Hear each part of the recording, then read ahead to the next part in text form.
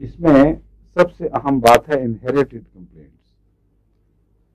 میڈورائنم اور سفلینم، یہ دو دوائیں ہیں جو انہیریٹڈ کمپلینٹس میں چوٹی کی دوائیں ہیں. اگر آپ یہ نہ استعمال کرائیں، اور بسا اوقات انسان کے ذہن میں آتا ہی نہیں، تو بہت سی بیماریاں مستقل طور پہ پکڑ لیتی ہیں، اور بچوں کو یا بڑوں کو بھی آپ دیتے ہیں کوئی دوا، فائدہ ہو جاتا ہے، پھر وہی پیچھا نہیں چھوڑتی.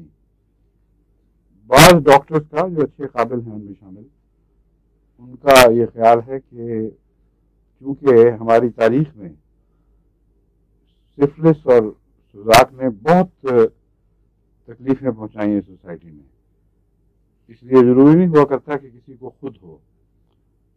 ماں باپ آگے نانا دادا پردادے میں سے کسی کو ایک دفعہ ہو جائے تو چونکہ اس زمانے میں اس کو ہومیوپیتھیکلی باہر لا کر اس کا علاج نہیں کیا جاتا تھا، بلکہ دبانے والی دوائیں ہوتی تھیں. مثلا اینٹی بایوٹک ڈرگز ہیں، ایک زمانے میں MP693 بڑی مشہور ہوئی تھی. بہت پرانی باتیں ہیں، اور اس زمانے میں عام ڈاکٹر ہر مریض کو، اس کو ذرا بھی شک ہو، جلن ہو پیشاب میں، MP693 اور اس طرح علاج کیا کرتے تھے. تو سفلس کا علاج پہلے کچھ بہت مشکل سمجھا جاتا تھا، مرکری سے کیا کرتے تھے، مرکوریس کمپاؤنڈ سے. لیکن اب اگر 1 مہینہ مسلسل پینسلن دیں